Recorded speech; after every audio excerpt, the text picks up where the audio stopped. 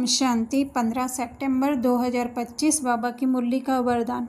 श्रेष्ठ पालना की विधि द्वारा वृद्धि करने वाले सर्व की बधाइयों के पात्र भव। संगम युग बधाइयों से ही वृद्धि पाने का युग है। बाप की, परिवार की बधाइयों से ही आप बच्चे पल रहे हो, बधाइयों से ही नाचते गाते पलते उड़ते जा रहे हो। यह पालना भी वंडरफुल है। तो आप बच्चे भी बड़ी दिल से, रहम की भावना से दाता बनकर हर घड़ी एक दो को बहुत अच्छा कह बधाइयाँ देते रहो। यही श्रेष्ठ पालना की श्रेष्ठ विधि है। इस विधि से सर्व की पालना करते रहो तो बधाइयों के पात्र बन जाएंगे।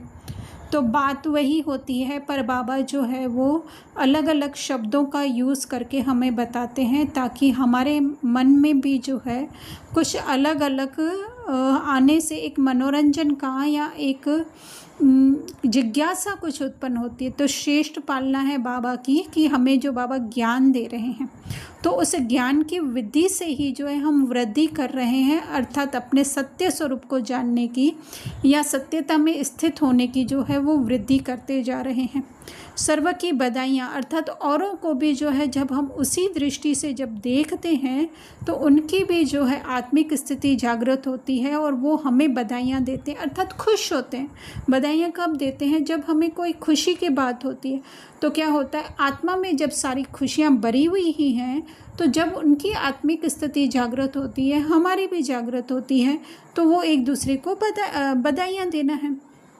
तो संगम युग अर्थात जब हमें ये ज्ञान मिल रहा है तो बाबा ने कहा इन बधाइयों से ही पल रहे हो, अर्थात एक दूसरे को जब हम आत्मिक स्मृति में देख रहे हैं, एक दूसरे की आत्मिक स्मृति को टच कर रहे हैं, याद दिला रहे हैं या उनकी उन्नति को प्राप्त कर रहे हैं, या ज्ञान के आधार से जब हम किसी को जज नहीं कर रहे हैं पर हर एक में क्या कर रहे हैं हम लोग, अच्छा है। जैसे बाबा ने कहा ना, एक दो को बहुत अच्छा कहा, बधाइयाँ देते रहो।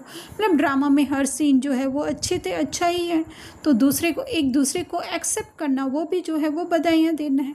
तो यही श्रेष्ठ पालना की श्रेष्ठ विधि है। श्रेष्ठ पालना कौन सी? ज्ञान के आधार से जो हमारी पालना है। तो बाबा ने कहा कि इसी विधि से जो है बधाइयों के पात्र बन जाएंगे, अर्थात हमारी भी आत्मिक स्थिति मजबूत बनती जाएगी।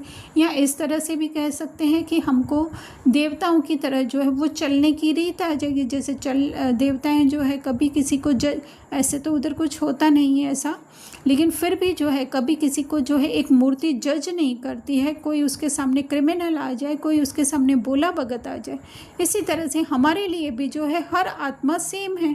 चाहे वो ब्राह्मण परिवार में भी अगर एक किसी के संस्कार स्वभाव ऐसे हैं